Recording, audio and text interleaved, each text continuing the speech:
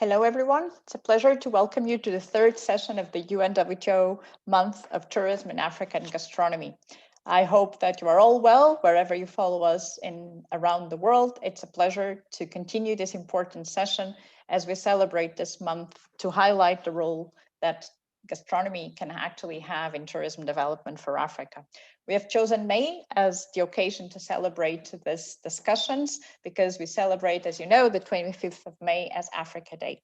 So today's session is dedicated to the key issue of talent and education. How can we advance talent and education in a way that makes gastronomy more innovative, more competitive, and more linked to the tourism sector?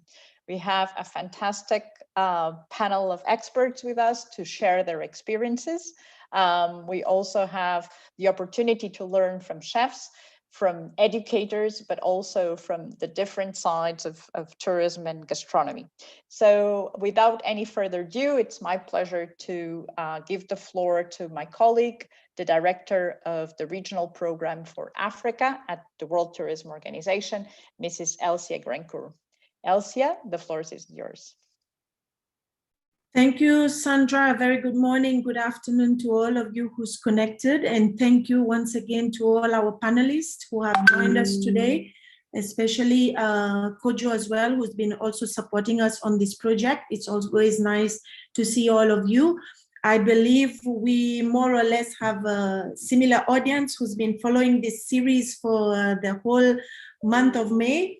So I think what we want to stress here is that it is important for us to keep this topic ongoing, and throughout the month of May, you know that we will be celebrating the Africa Day on the 25th. So this series of discussion will all bring us to also on this day where we can go a little bit more in depth on the purpose of when we commemorate this Africa Day. But I think today the topic is also as relevant as all the past ones. We've seen even the previous chefs that joined us, a lot of them were probably principals in culinary schools. Also the chef from Mauritius last week, he was very much focused on training, education, related to the culinary art. So I think as we move through the different topics, it's interesting to see how the topic of gastronomy is so related to different aspects of the entire value chain of the tourism spectrum.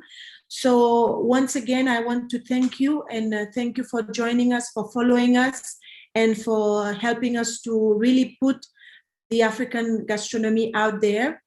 I'm also looking forward to today's discussion, and I wish a successful event for today. So Sandra, I will stop here. Thank you.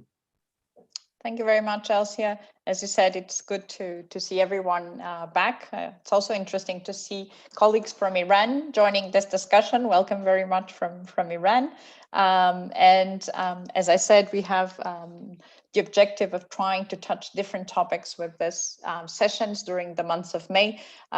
We've talked about how to link product with tourism and gastronomy. We have addressed issues related to how do we create a future that's joint for gastronomy and for tourism in Africa. Very interesting discussions we've had around topics such as denominations of origin, how to improve them and get better outcomes and promotion out of them in Africa. And today we're going to talk about talent and education. To do so, it's my pleasure to pass the floor to one of our partners in this endeavor of promoting gastronomy tourism in Africa, Kojo. Kojo works with UNWTO in issues of communication and has been one of our voices in Africa to promote this important issue. Kojo is going to be joined by Chef Ivan Kaluli from the Uganda Hotel and Tourism Training Institute, and I'm sure they will take us through a very interesting conversation on this topic. Kojo, the floor is yours. Hi, Sandra. Thank you so much again for joining this very important conversation. And I would bring in Chef Ivan, that we can get a conversation started. Chef Ivan, good morning. If I may start, what's the situation of culinary in Uganda at the moment? It's really competitive. You're welcome, Chef Kojo, Chef Ivan Kaluli from Uganda. The culinary situation right here is really very competitive. We have the formal and the non-formal sector that are really engaging themselves so much in this culinary business. And it's so fortunate that now the non-formal has hit up the market more than the formal people. And they have really hiked up the competition for the formal trained culinary experts. But we are leveling the ground, trying to make sure that these ones who are non-formal, we prepare for them courses, especially at our institute here, that engages them with this formal training to make them equipped with the standards and the acceptable standards of the industry, because the industry expects something different, and then the non-formal actually giving in something different. But we're trying to bring them back, because the industry is also trying to stop them or reduce the incoming non-formal culinary experts who learn on job. We call them the Joe Akali here. And we're putting them in for short courses, like 3 months short courses. Some of them even encourage them to go for certificates so that they can be trained in those ethical matters that happen within the culinary business. And therefore, with that, we're trying to bring the levels of culinary standards at the same level within the gastronomy industry. Okay, Chef Ivan, thank you, but I'm not a chef, okay? I'm trying to be an expert, and I'm not a chef yet. But you see, Okay. you sit in a very unique position as, in the school at the same time being a chef. Now, we see that people have the talent, but again, how do you get that talent polished to meet the international standards? Because as a chef, you have, and again, for a longer time, people saw it as just a hobby. Okay, yes, it can be an hobby, but if you take it as a full-time job career, how do you then mainstream it into the educational institute, for example, in Uganda and part of Africa?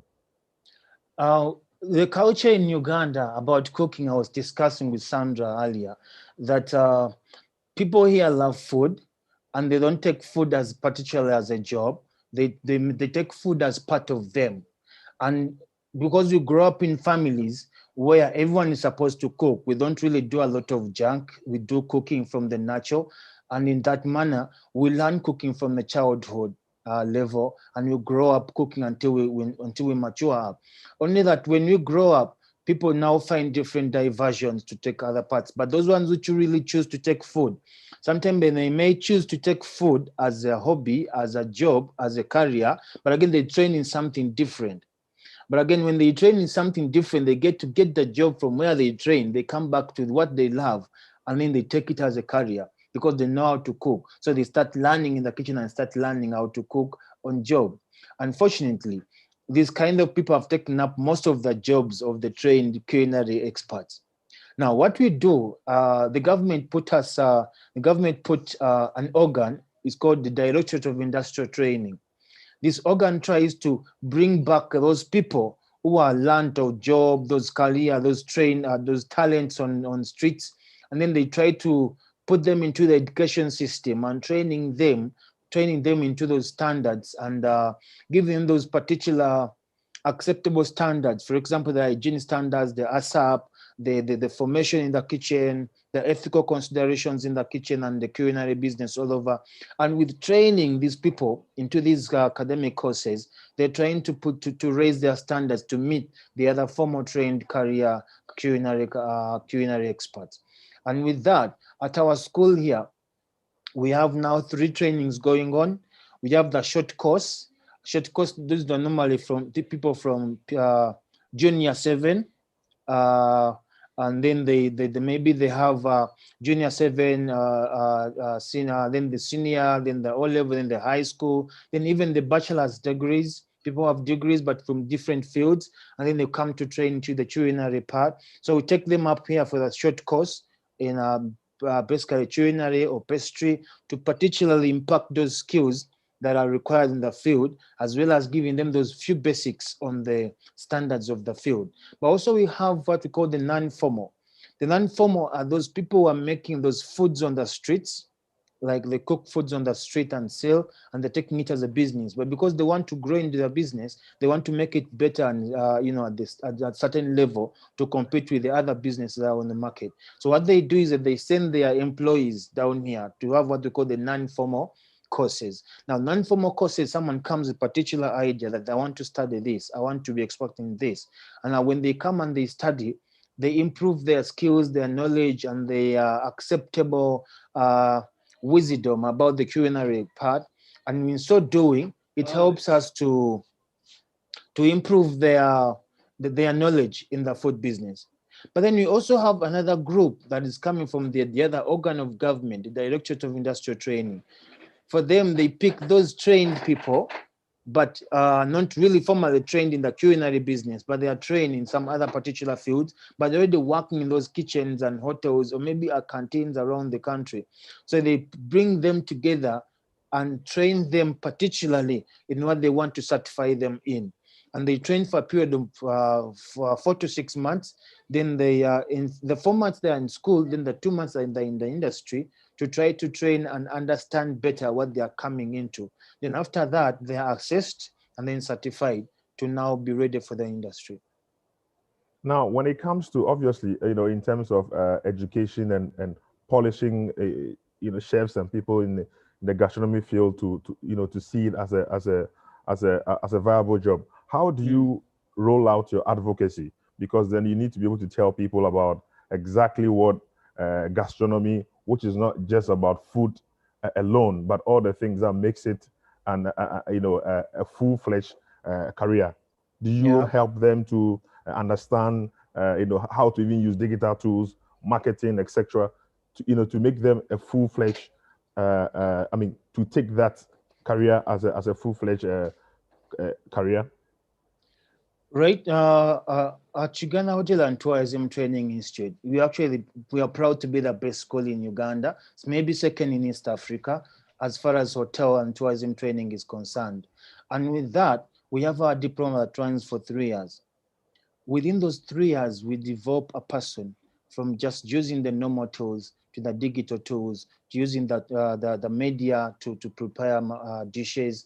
We use a lot of digital teaching systems. We use YouTube with internet, Google, and all that, so that we look out for every new idea that comes on board, because we know the market is transforming every day. There are new recipes coming in, new needs coming in. There's a nutritional need that comes up every day because of every new disease that comes every day requires a new different nutrition approach. Now, in that case, we do research. As you can look at my background, this is a book for a line of book about research. Our students are so much engaged into research because we want to engage them in knowing what is the current food, what is trending now. And in so doing that, we're pushing them because we are a tourism institute as well. So at that moment, we bring in how do we inculcate food and culture to join the two. So when you come to Uganda, you're going to enjoy food in a cultural manner. They're going to give you that the indigenous food and make it feel like it's an international food. And in that way, it takes training for someone to understand now to change an indigenous food to a particular international cuisine that is going to enjoy by someone who comes into the country. But how has Uganda managed to introduce its food in a very top hotel chains and your restaurants in the country? Because often down there, there's a problem of having to be accepted in the global chain, hotels. How have you managed to introduce your food into your restaurant and other hospitality institutions? Now, our foods, we have a very diverse food culture, and most of our countries are trying to, most of our hotels, because they have local ingredients, and then even the people that come to eat from these hotels have different requests, and these different requests actually makes them to want to have new food when they come. For example, we have the grasshoppers. Grasshopper is one of the newest dishes into the restaurant menus. It's an insect, but again, because of the delicacy, it has improved people's demand for it into the hotel. So hotels are actually demanding more because the customers are demanding more. We have what we call the Rolex. Rolex is the egg and the chapati rolled together. It has increased the demand because of the people are coming in, because we use YouTube to market this food.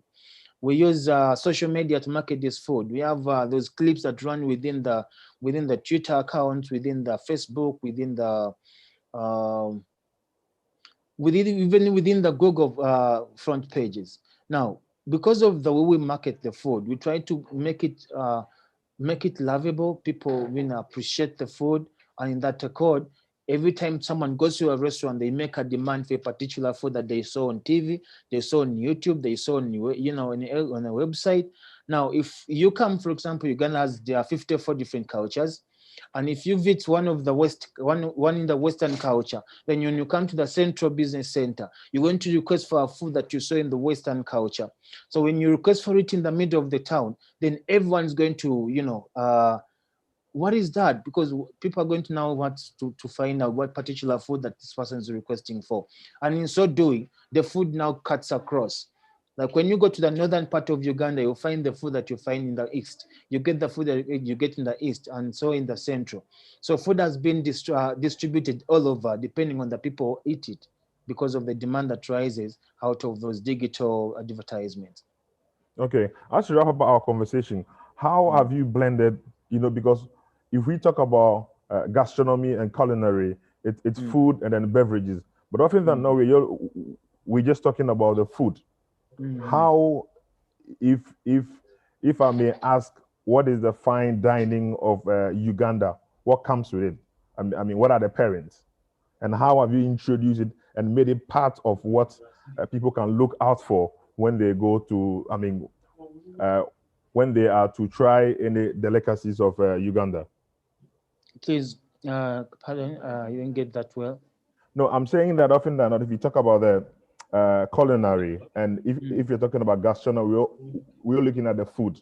But in terms of the beverage, and if I want to, explore a fine dining of Uganda, what is that pairing that makes it a standout, dish of Uganda? Now, when you come to Uganda, there's what we call the matoke.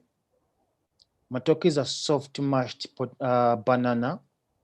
That is, I think it's also can be found in most of parts of Africa, but the way we prepare it in Uganda is quite unique. It's quite traditional and it's quite cultural. And even because with it, when you want to have the best of it, you don't have to use gas or electricity. You actually have to go to firewood or charcoal or coal.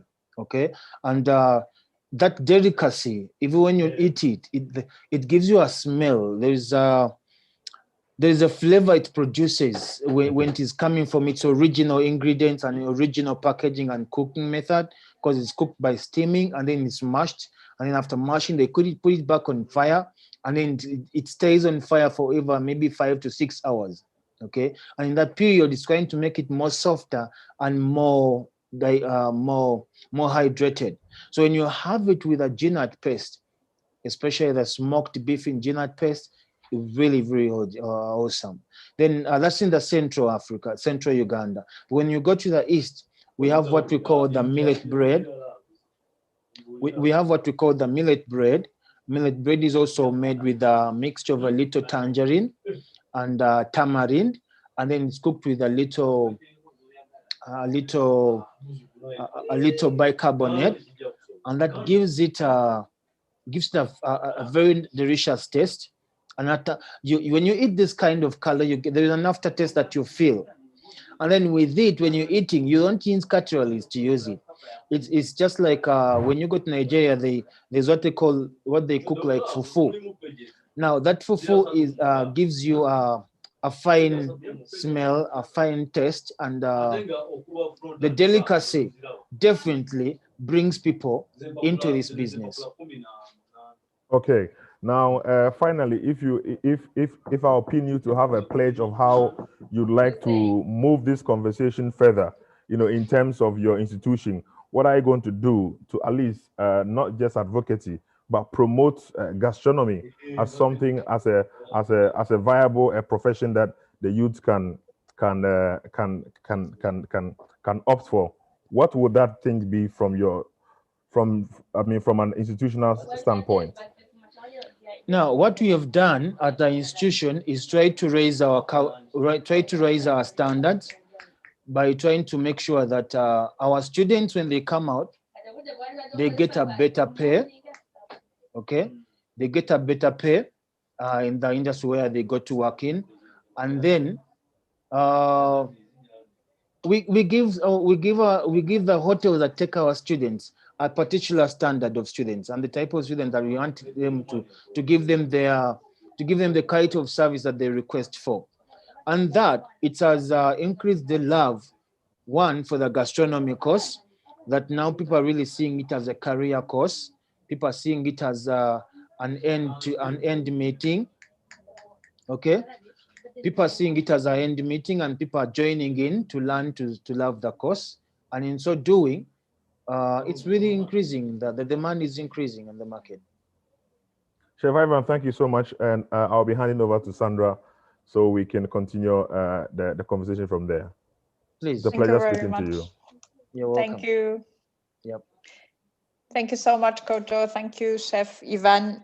Very interesting points on informality and the value of education and how we can work to actually ensure that that education is recognized, it's valued, and it also implies that you have access to better wages and better working conditions. Also very interesting, the issues of how to develop the use of social media and internet to promote new recipes, but also the traditional way of cooking. And this is a very important point, so that we make that link with the tourism sector, sometimes with specificities that demand for other kind of supply, but bringing that value enriches the visitor experience. And we know how much people more and more value those experiences as well. So I think with those 2 points, I would like to now bring to this discussion Idoia Calleja. She is the director of the masters and the courses at the Basque Culinary Center in San Sebastian in Spain, obviously with a huge experience in education and training, and also working worldwide, not only in Spain, but with students from all around the world in their training center, but also working themselves in supporting destinations around the world to improve their gastronomy tourism. So Idoia, with that said, very welcome. Thank you for joining us this morning, and the floor is yours. Thank you very much, Sandra, and thank you to the people that is joining us and listening. We will debate about talent and the education as boosters of gastronomy tourism. And I would like to introduce the speaker of this table, which is Elijah. Elijah, please.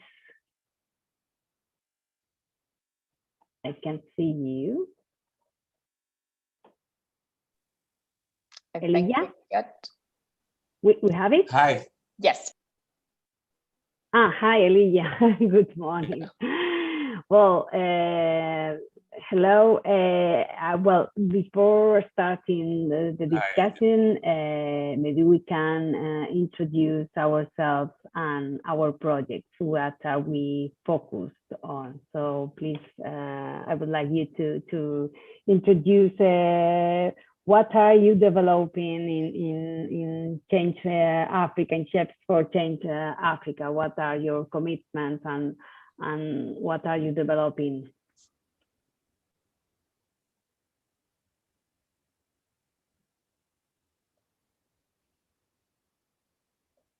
Hi.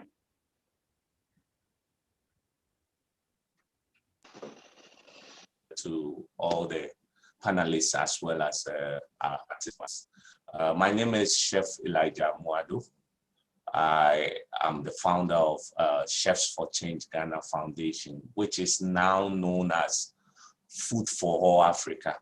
So basically, we started Chefs for Change Ghana Foundation in 2011 with the excess food within the hospitality sector to vulnerable in society as social gastronomy. But when we started the foundation, we realized some of the people that we helped on the streets, in the orphanages, these are people who really, at the long run, need some form of skill. And given the fact that I like to also share my personal story, which centers around, I come from a family of 4, the only boy. My childhood ambition was to become a medical doctor.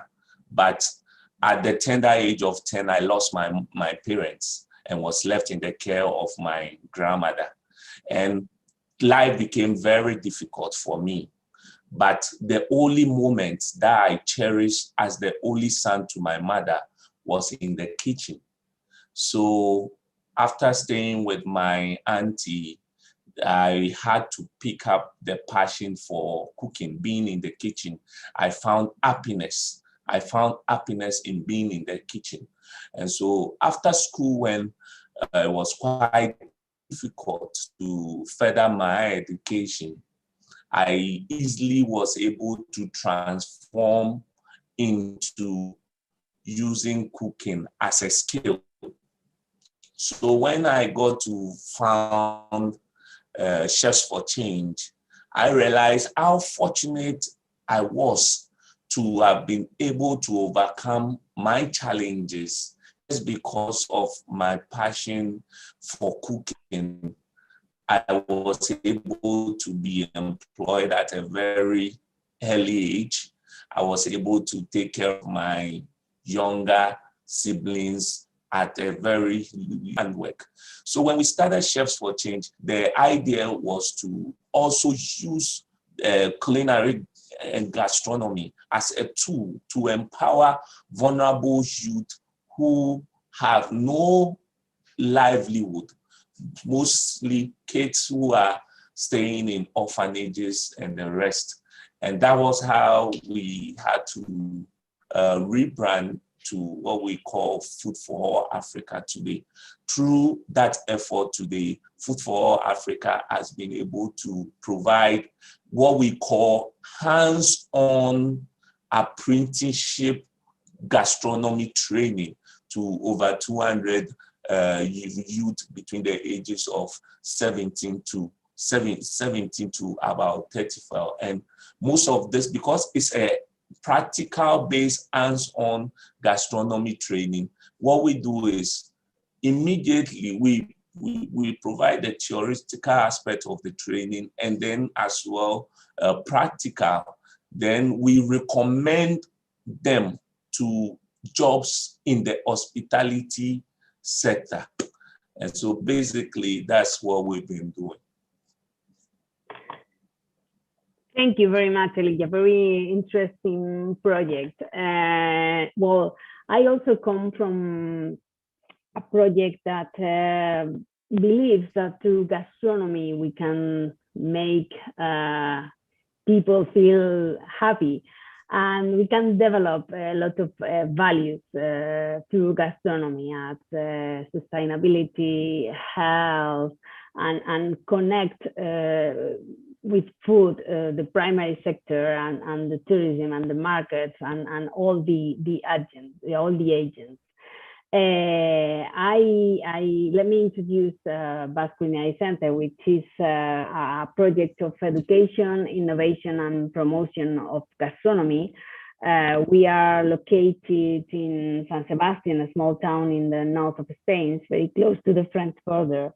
And since the beginning, 10 years ago, we have this vision that gastronomy is a sector that involves a lot of subsectors. I mean, the primary sector, the markets, the industry, the tourism, hotels, restaurants. So if you see the gastronomy as a sector, you see a lot of opportunities, and it really needs professionalization to work in the gastronomy sector. I mean, I think that there is a big gap between being a chef as something like you like it, but maybe you don't have all the skills, and being a professional, because it's different. You have to know very good the product. You have to know the techniques. You have to know about science, about health. So we have been, for example, we have a degree, a 4-year degree.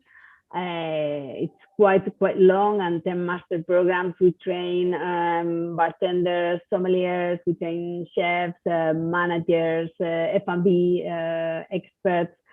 So, well, it's very important to have professionals, very good professionals in the sector.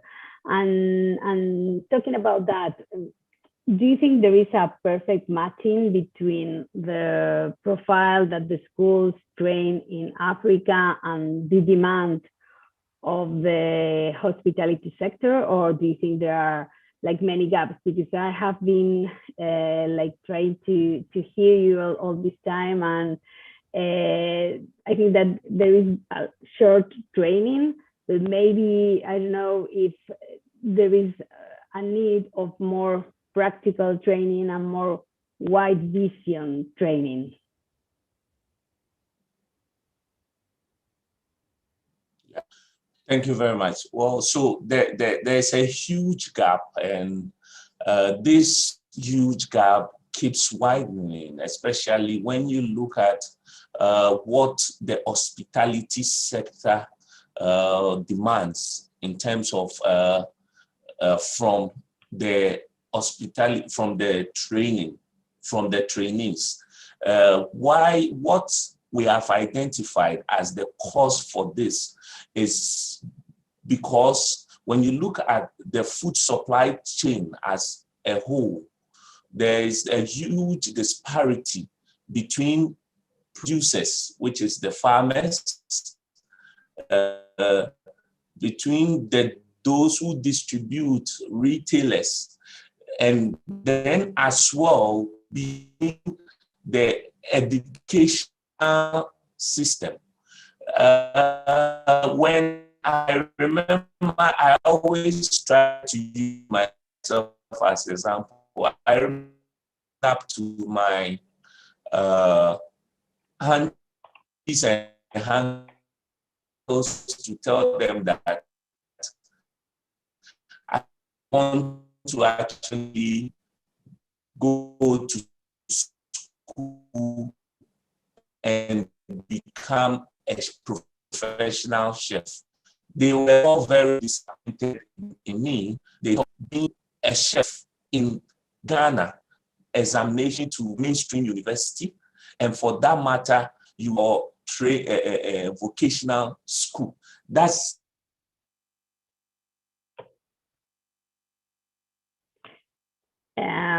Elijah, sorry to interrupt you, but we have some problems hearing you. Maybe you, well, without the camera, maybe we can hear you properly. Hello, Elijah? Can you hear us?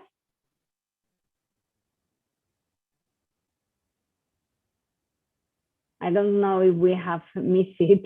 Yeah, I'm here. Yeah. Hello, Elijah. Would you please repeat again I'm this here, idea please. of, sorry?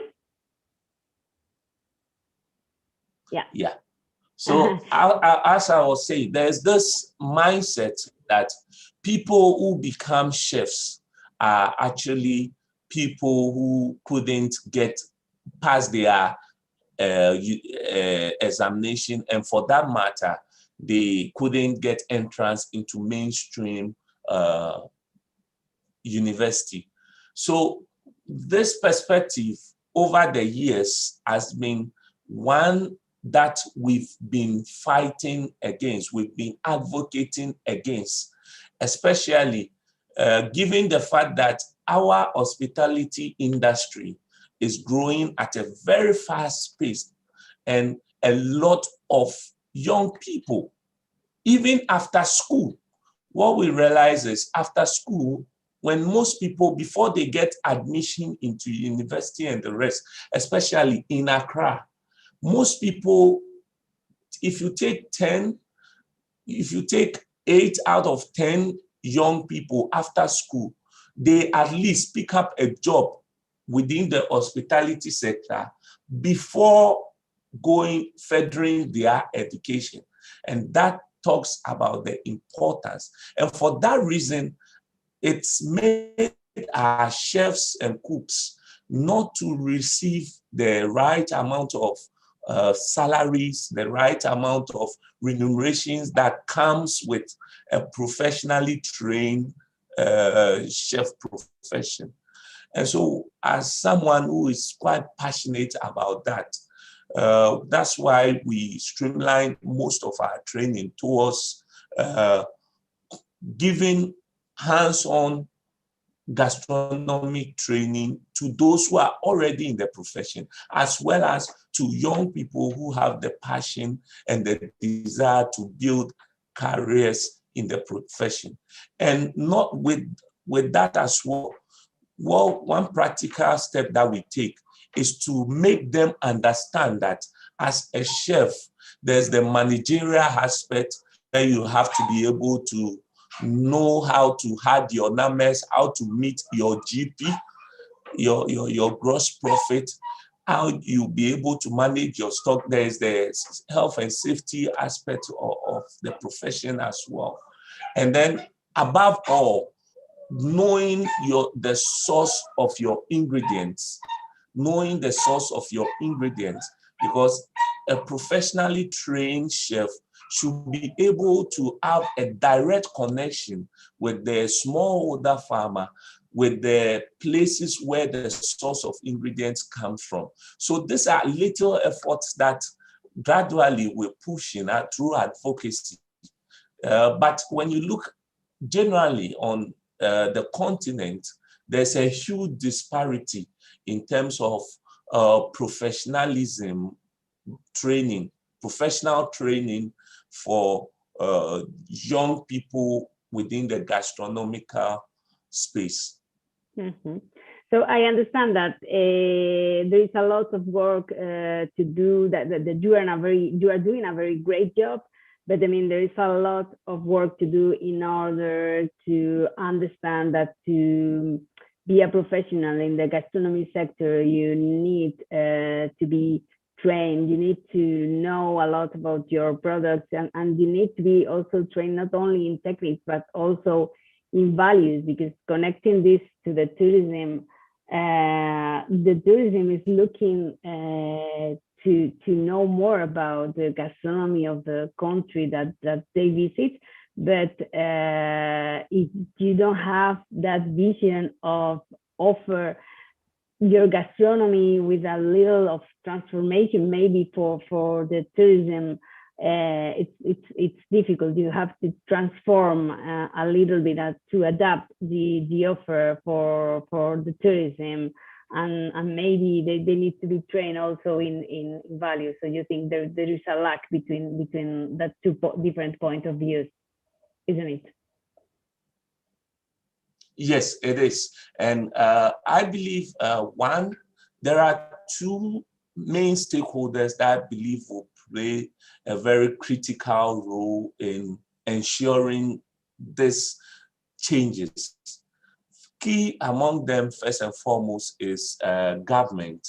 Government in the sense that the government agencies, the Ministry of Tourism, the Tourism Authority, the private sector, tourism bodies, must play a key role in making sure that people understand that tourism is not just about the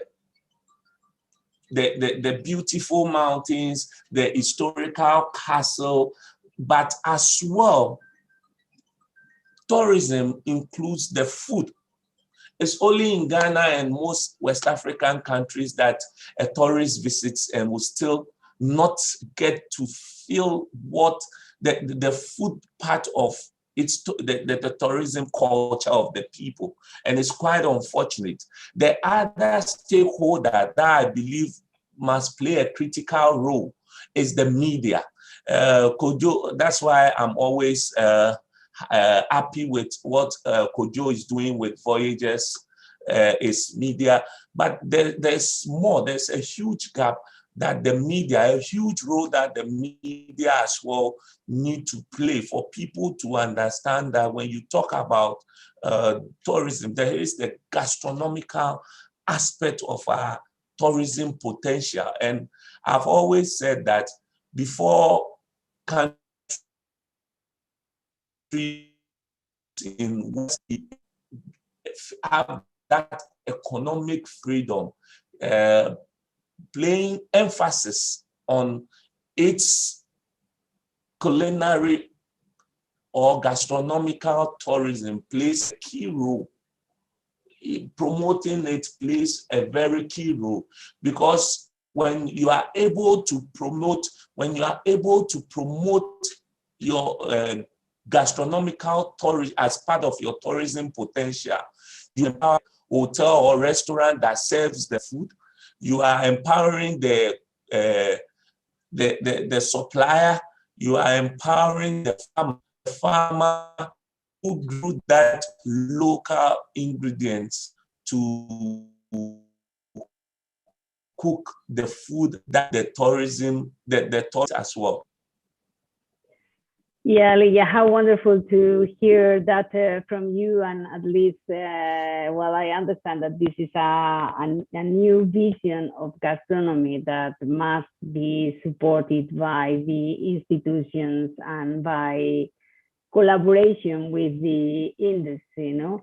Basque Culinary Center was founded 10 years ago, and it was a project that born from the professional sectors, from chefs like Andoni and Luis Aduriz and Juan Maria Arzac, and they 10 years ago they believed that gastronomy was not only related to cooking and Michelin-star restaurants, but it was related to health and to the environment and to innovation.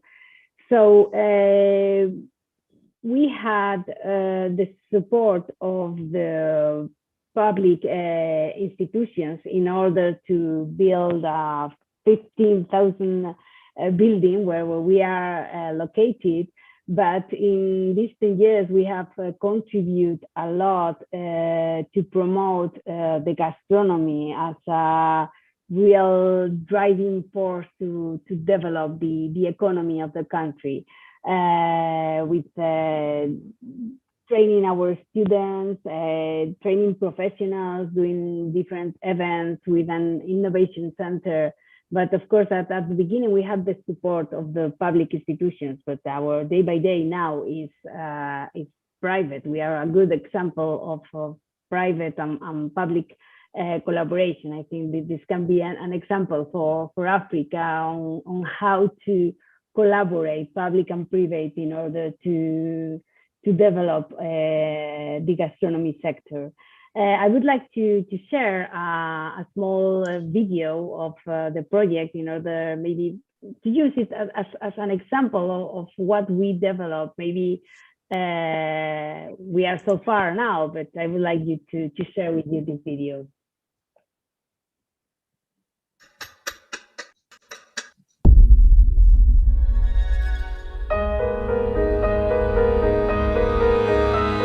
Every ecosystem begins with a single element, and over time, that initial building block becomes a network, a structure that shares knowledge and experiences. Basque Culinary Center is an innovative project, the fruit of cooperation between public and private actors and world-renowned chefs, Mondragon University, top research centers, and industry-leading companies. In just 10 years, Basque Culinary Center has garnered international acclaim thanks to its training and educational programs, research and promotion of gastronomy. Basque Culinary Center has created the first faculty of gastronomic sciences, which offers a bachelor's degree, 10 different master's degrees, and dozens of other courses for professionals and enthusiasts. Our unique educational model is based on 3 principles: multidisciplinary education, learning by doing, and personal development. At present, we have over 600 students enrolled from 35 countries. For example, we now offer a PhD in gastronomic sciences.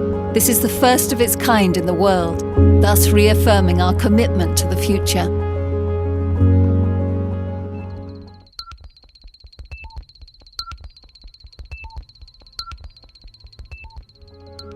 Our exploratory nature has impelled us to dive into research and entrepreneurship through the foundation of BCC Innovation, a technological centre focused on gastronomy. In 2018, BCC Innovation became part of the Basque Country's network of technology centres. It works closely with members of the agriculture and food value chain and various research centres. Sensoriality, sustainability, and health. These are the overarching themes of BCC Innovation. We also promote other transformative initiatives such as LABE, Digital Gastronomy Lab, a space for open innovation where the future of gastronomy is reimagined and co-created digitally. Along with Culinary Action, an incubator and accelerator for business ideas designed to promote entrepreneurship and empower young talent.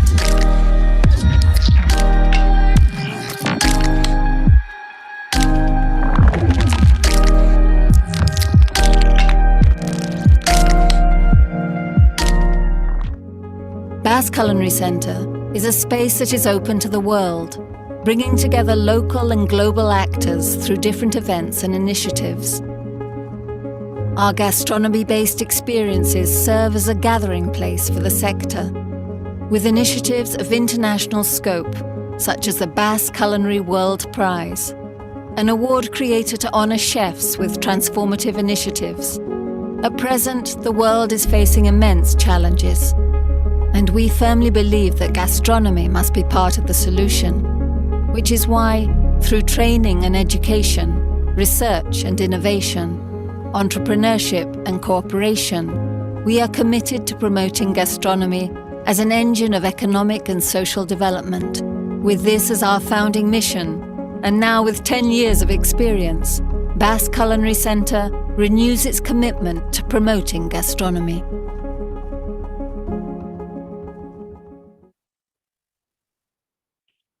Yeah, thank you. Well, I share this video because I think it explains quite well what we are talking about, this vision of gastronomy.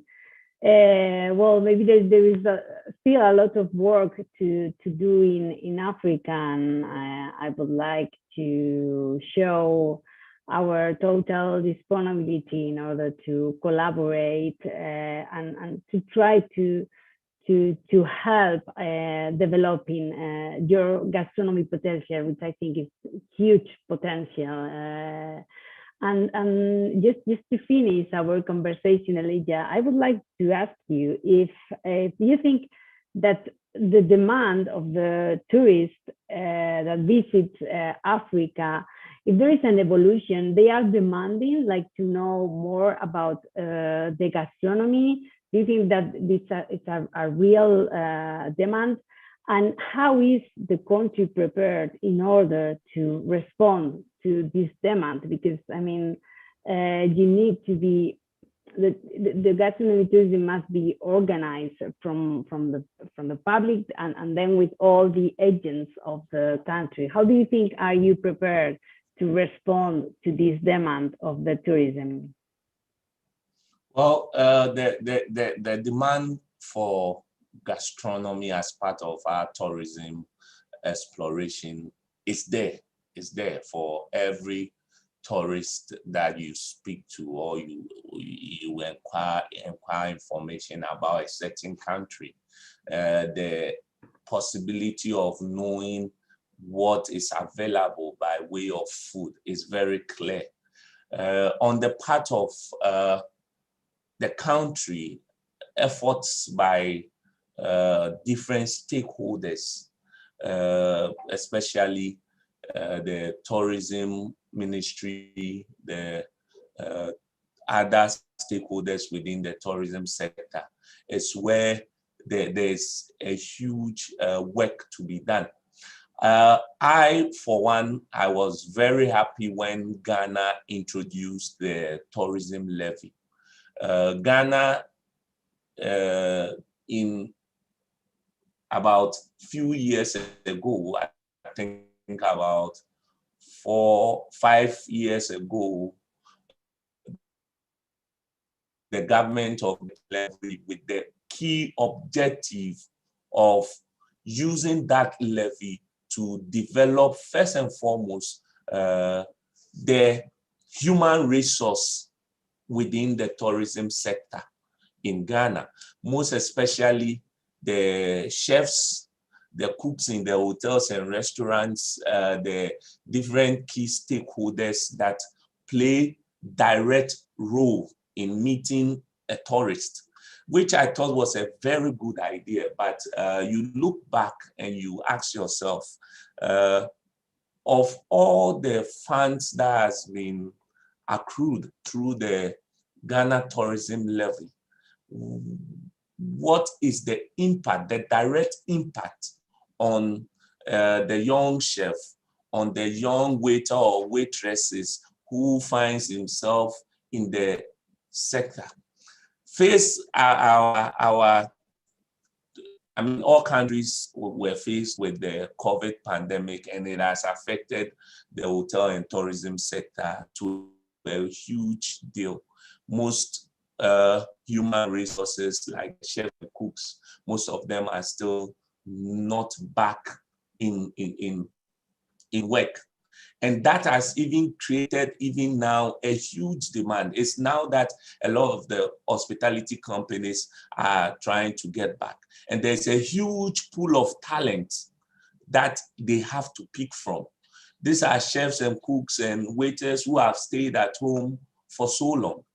In any possible way, what could be done, for instance, is the levy, that tourism levy, part of it could be around this time, could be used to provide training for a lot of them that has been at home so that they will be appraised, because then the huge demand that the industry has now, as hospitality companies are picking back, they will then have to be able to come back well-trained.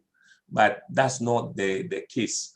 And so I've always said that there is a huge demand, and I believe there's more that could be done to improve upon our gastronomy in order to promote that part of our tourism. And I'm always enviable of what goes on in France, in Spain, and most European countries, how they are able to promote gastronomy as part of their tourism potential. When you look in sub-Saharan Africa, it's just maybe South Africa and then some of the North African countries that you can see that to a certain extent, a lot of work is being done in terms of promoting their food as part of their tourism potentials. Very interesting, Elijah. So a lot of work to do now in order to respond the demand and some ideas. I mean, you've given us to train all these people that they really can have a good career working in gastronomy with the adequate training, and for that the support of the public and private institution and the collaboration between all the agents. I think it's one of the keys. So thank you very much, Elijah, for sharing with us, for letting us know a little bit more about the situation of the gastronomy sector and the challenge that the institutions have in order to achieve a better level and to develop of the potential. Thank you very much, Elijah, and thank you to UNWTO and Sandra to let me share with you our work in Basque Night Center. Thank you. Thank you very much, Idoia. Thank you, Chef Elijah. I think it's been a very inspiring conversation, giving us a lot of clues also for what is the objective of the discussions this month, which is to identify areas that will inform also the UNWTO activities regarding gastronomy tourism in Africa. I think there was a very interesting point on how all the stakeholders in the sector need to create a collaborative platform, and Idoia was sharing how the Basque was born 10 years ago from the private sector mostly, and then engaging the public sector in supporting that effort. Also very interesting, the issues of the gaps, obviously, between education and the hospitality needs, and particularly we're discussing about safety and security and health standards. I think that's an important point, particularly these days when, unfortunately, the pandemic has brought the importance of safety and security into the tourism, into our daily life as well. And also the importance of governments having clear guidelines and recognition of the formal education, because we were seeing how the challenges are of making people who are formally educated compete in the market if there's no regulation that supports them, and also obviously that they can be valued by the private sector. With that said, we will have a space for questions and answers. So for those who want to share some of their questions, we have the Q&A and the chat box in the system. I'll pass the floor to my colleague Elsie Grancourt. We've had some comments already coming in, particularly on how to enhance that collaboration also within the African countries, which we know it's a whole reality in itself, even within each country. So Elsie, the floor is yours.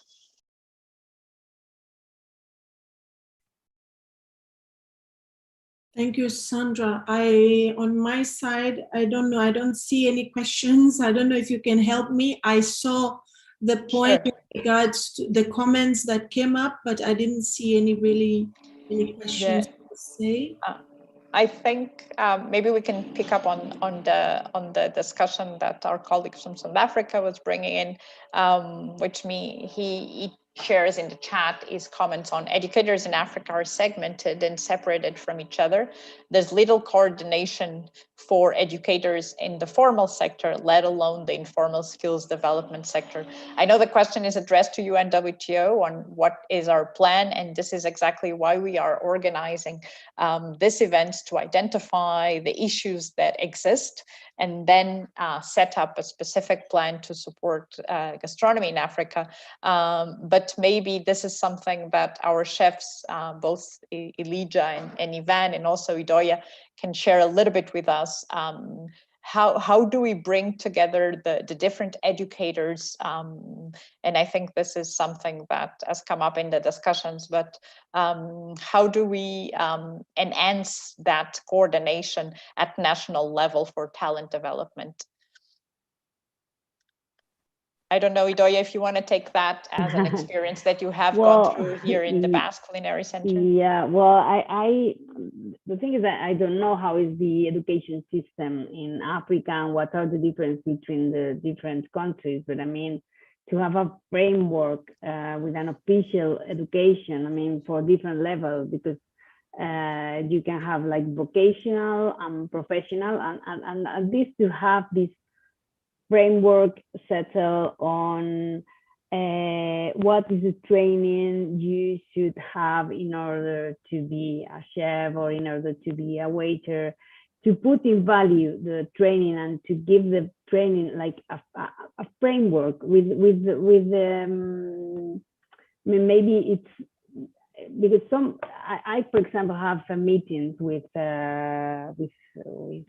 public institutions all over the world, and they all want to have like a degree, like the Basque Culinary Center, a 4-year degree. And maybe this is very ambitious. I mean, but there are, you can regulate shorter trainings, but more than 3 months, I mean, 2 years training in order to be a chef and to agree on the values that you have to give to the people that you are going to train. I mean, to look to the gastronomy of the country, to the product, to give them techniques and to give them knowledge in order to transform a little bit to the gastronomy and adapt it for the tourism. But I mean that platform, well, all the educators put like minimal lines and set like a framework of education in order to work in the hospitality sector. I don't know. I think it's the key just to begin. I think if I add here, Sandra, maybe Chef Ivan can give his perspective, because he talked a lot also about what Uganda is doing. And then Chef Elijah also can complement. But as Idola said, we have to also look at whether we're talking just about vocational, because a lot of the training schools that we know already exist in Africa offering hospitality training, when they want to go to the higher level, they have to maybe work with other universities abroad, but not necessarily on the continent itself. As far as I know, we used to have a hospitality college in Kenya, UNWTO College, that was very well known on the continent, and a lot of people have undergone their training there.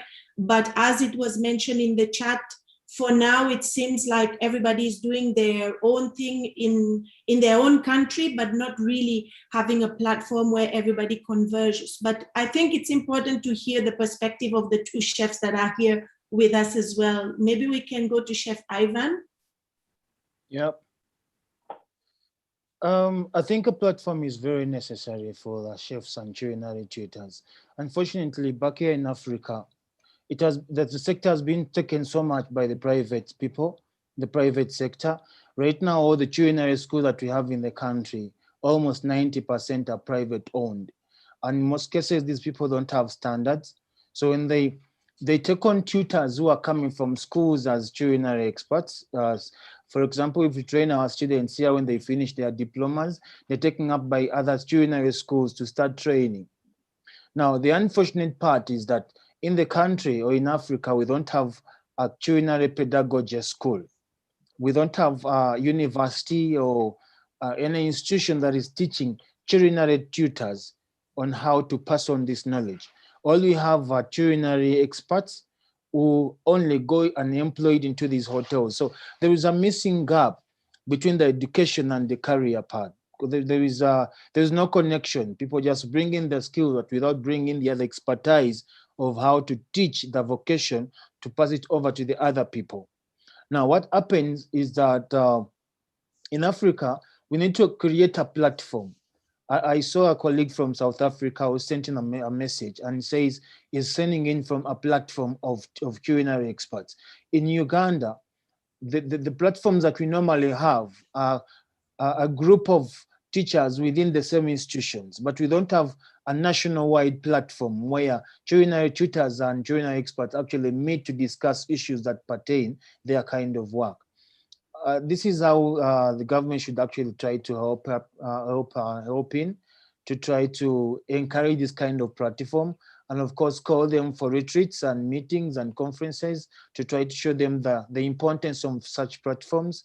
And also in that way, we check on standards of the produced products of students. We check on standards of quality in the hotel industry that actually can rely and can inform our more training and our engagement with our students. The biggest problem right now that we have is that the culinary schools that are coming up today are looking at making money from the students, but not passing over the skill that is actually needed as per the standard of culinary in the industry.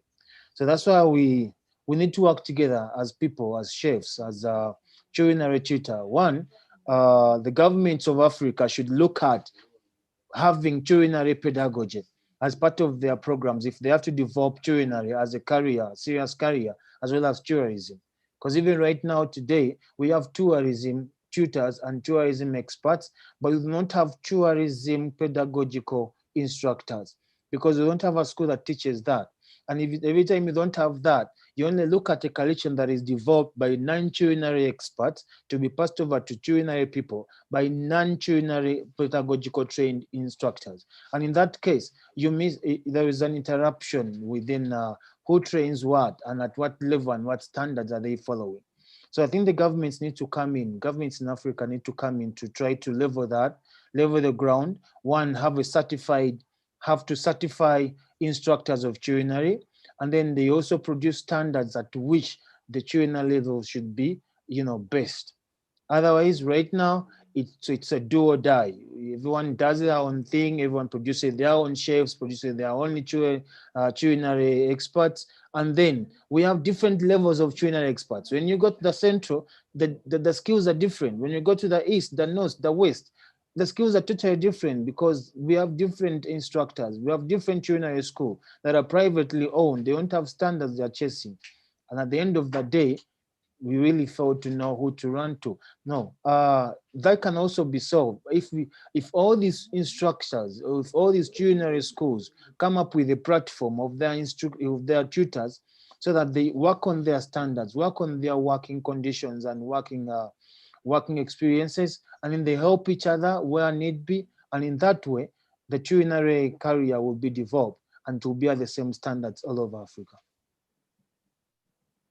Thank you, but I also want to hear your perspective, Chef, because when we look at the whole hospitality industry, most of the times you don't see the young people going for a career in this sector as the first choice. For example, everybody aspires to be a lawyer, to be a doctor, but where does one go if you aspire to be a chef?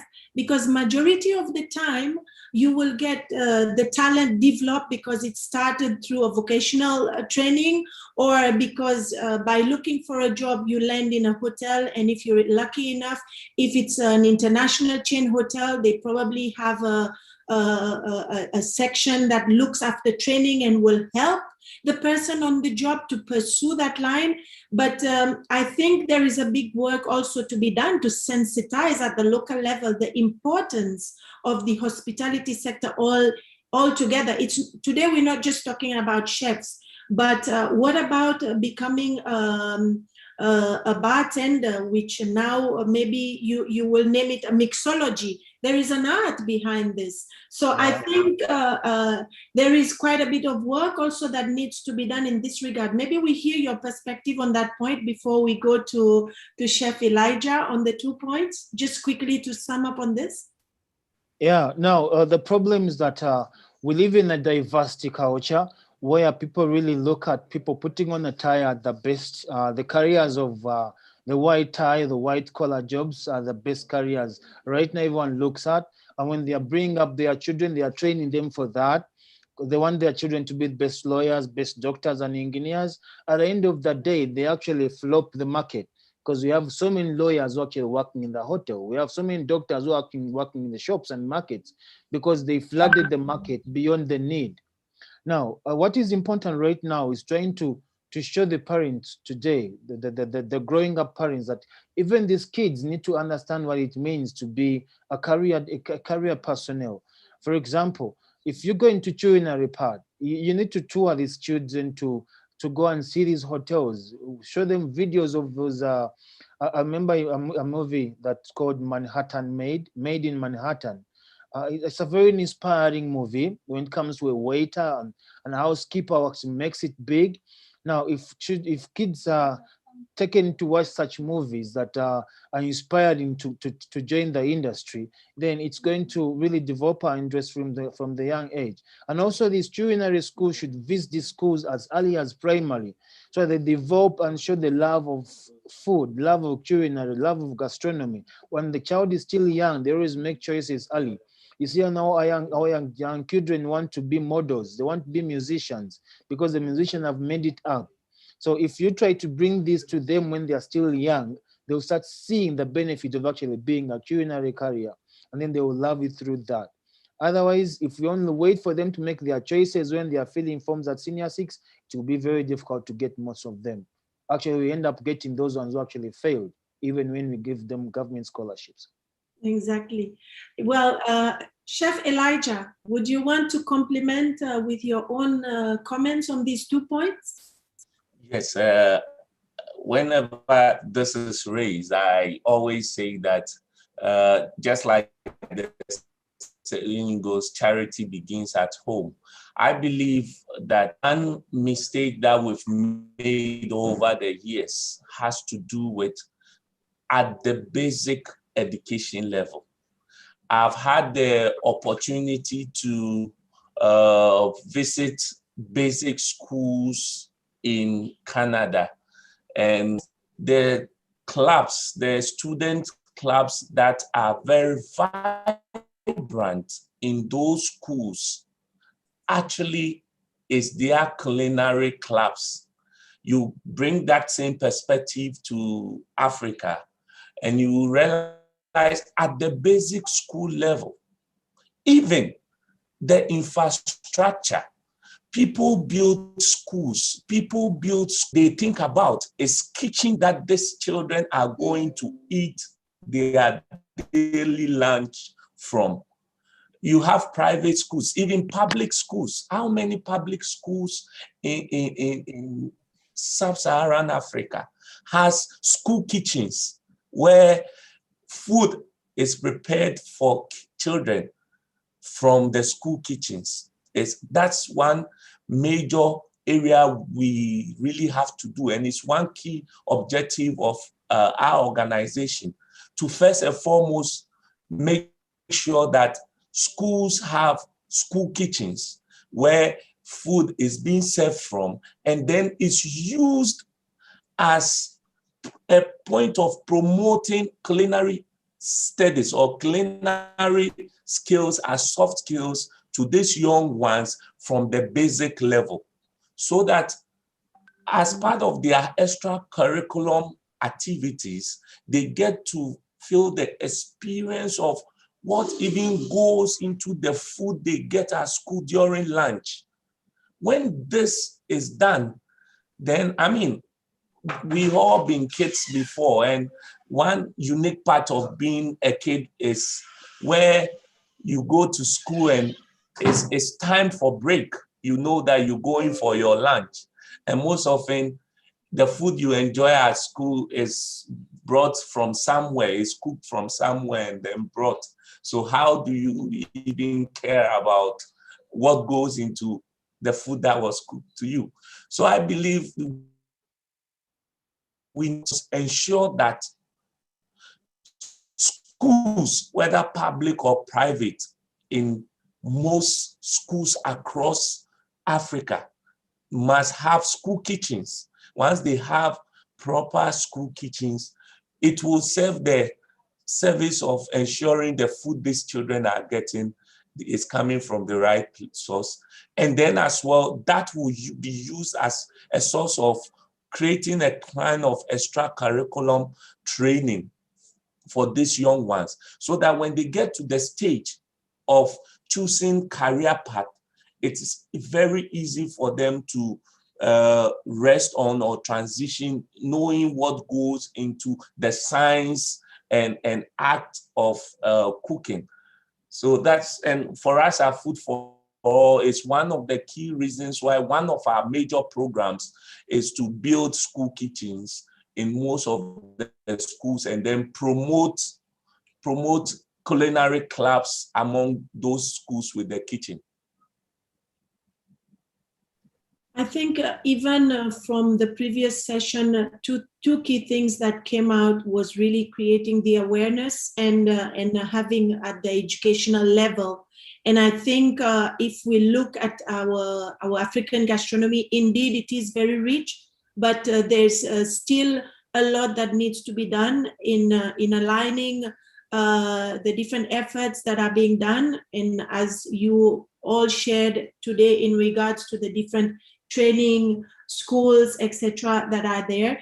And as my colleague also mentioned, Sandra, that this is a journey that we've embarked on, and these discussions are definitely giving us a lot of insights that we can then go back and also share with the other member states, but also as well to see from our side what else can be done in order to facilitate some of these initiatives. I think this is a very interesting topic.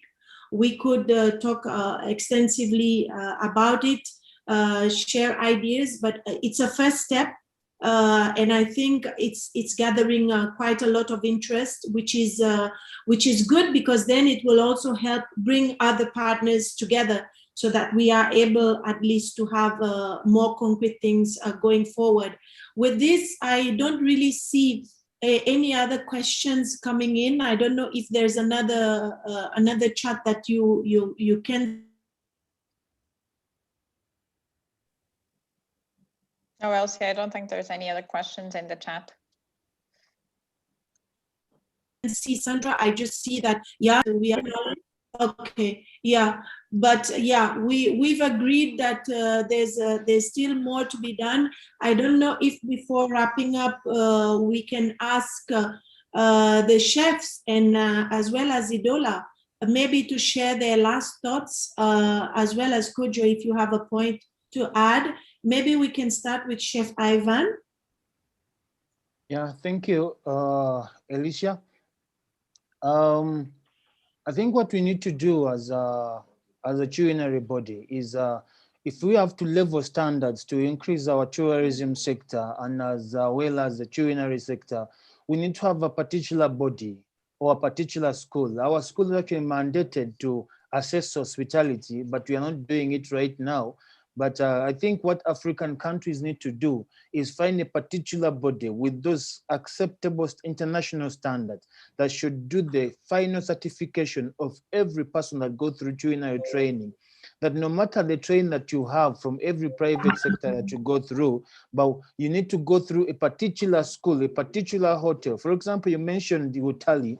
Utali was always a sounding name that everyone went to do catering. Even myself, I was inspired because of Utali. I went into this culinary training in 2001, over 20 years ago.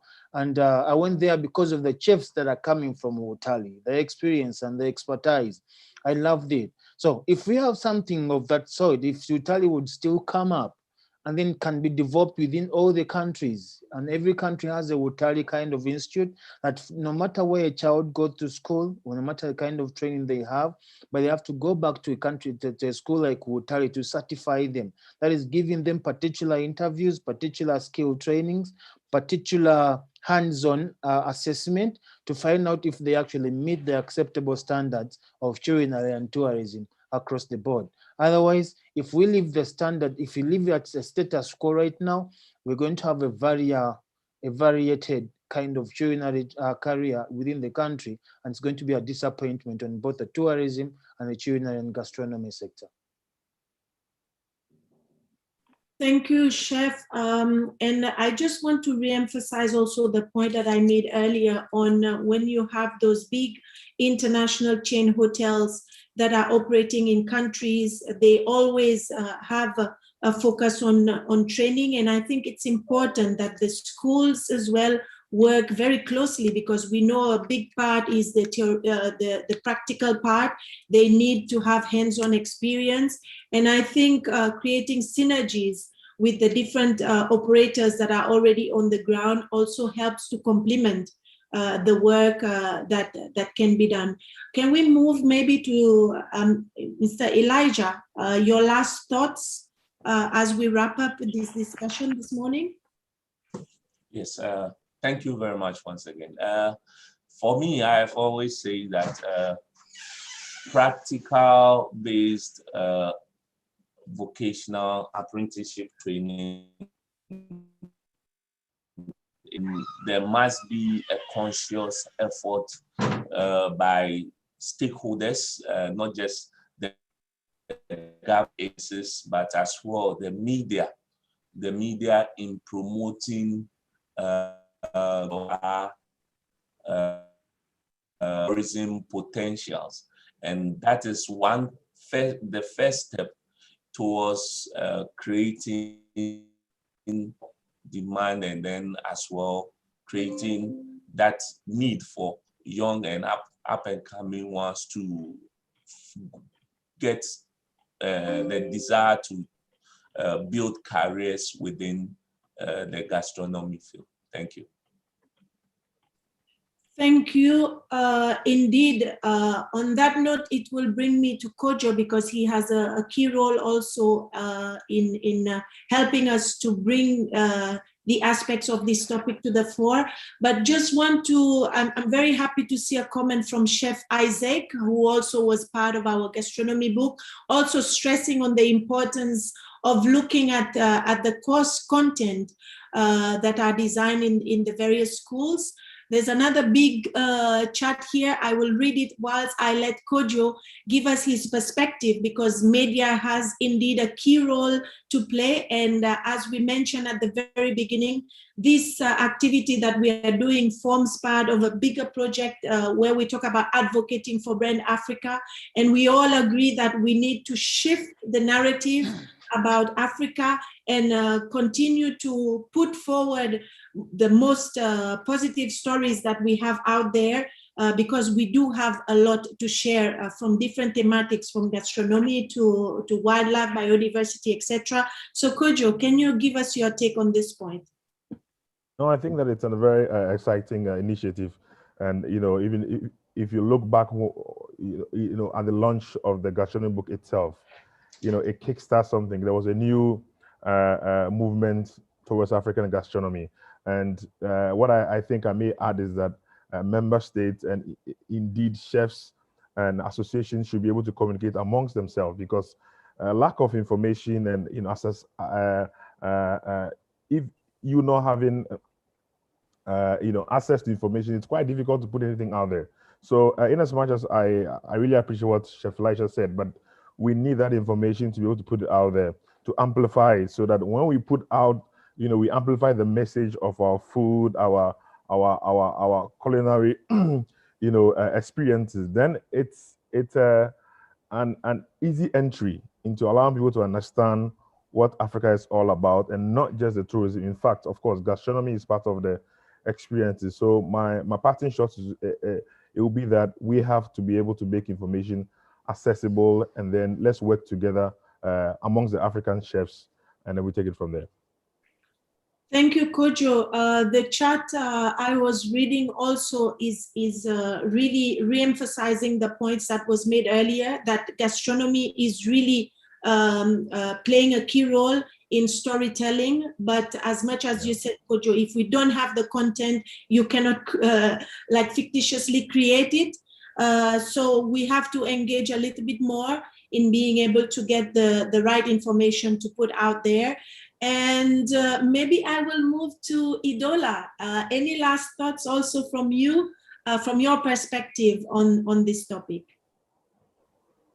Well, I think that very good ideas are being held here. But I mean, I was saying that to create a platform with the collaboration of all the agents, because you need like the Ministry of Education, because you need like a real framework. We have a European framework for education in gastronomy, and you need this framework for vocational and for professional. But also you need the schools as well. You need experts from tourism, because I mean, this perfect matching between the talent you train and the demand of the tourism is also very important. But you also need like the vision of the industry, because they know what type of talent they need. So if you work with the collaboration of different agents on what is the framework, what are the competences, the minimum competences that a chef, a waiter, a bartender must have, you don't need like a very complex system. Start simple, because if you try to do something very complex, to get there is going to get a lot of effort. But like simple, like what are the competences for a chef, vocational training and professional training, and have an agreement with the collaboration of different agents from the sector. I think that to creating a platform in order to set this educational framework is the key of part of the success on this, because you need to define that, okay, you need to train them in your local culture of gastronomy. You need to train them on nutrition. You need to train them on safety food. But you need, I mean, it's a way of, you have to collaborate among the different agents and get this framework, because otherwise you are going to work in silos and everybody's going to do what they think it's better. But I mean, you have to agree a vision, and that's the framework of gastronomy education. Mm-hmm. Thank you. Thank you so much all for your very pertinent points. I think, as I mentioned, a lot of similar ideas are coming in terms of saying, yes, we need to focus on the content that is able to put out there. We need also to educate, focusing on education. And then thirdly, we also talked about the different types of courses and having this platform where everybody can come together. On our side, as we mentioned, it is a journey that we've embarked on, and that is as exciting for us as well. And we want to thank everybody who's been joining us from the start today, especially with this very dynamic conversation that we've had. We continue to invite you to visit our website, because there also you will find more details about this tour of gastronomy book that we launched, in addition to all the other activities that is upcoming in this regard. The next webinar that we will have on this topic will be on the 25th of May, as I mentioned at the beginning, to mark the Africa Day celebration. So we ask you to join us also in big numbers. With this, I want to end here and maybe ask Sandra if she wants to say some final words. But thank you really to all of you, because these conversations that we've been having has really been giving us some very good insights on what maybe we need to also rethink and work with our different partners to continue to bring forward the aspect of the African gastronomy. So Sandra, I pass it over to you. Thank you. Thank you so much, Elsia. Thank you all the colleagues for the fantastic inputs, the questions and the comments. We ran out of time 3 minutes ago, so I'm not gonna have you here, because I know we all have our commitments. I want to thank again our colleagues who joined today, Kojo, Chef Ivan, Chef Elija, also Idoya, who had to leave because she had another commitment. As Elsie said, I think the important point here is, first of all, to get the conversation going. I think we want, as Kojo said, to create that movement. So the more people talk about African gastronomy, the better. And I think it also starts to entice the government's attention to it. So I think this is one of the objectives of this actions, and I hope that little by little we can get that conversation going. And we also take the points that Elsia mentioned on the importance of focusing on vocational training, informal versus formal education, communication skills, which I think are critical today as well.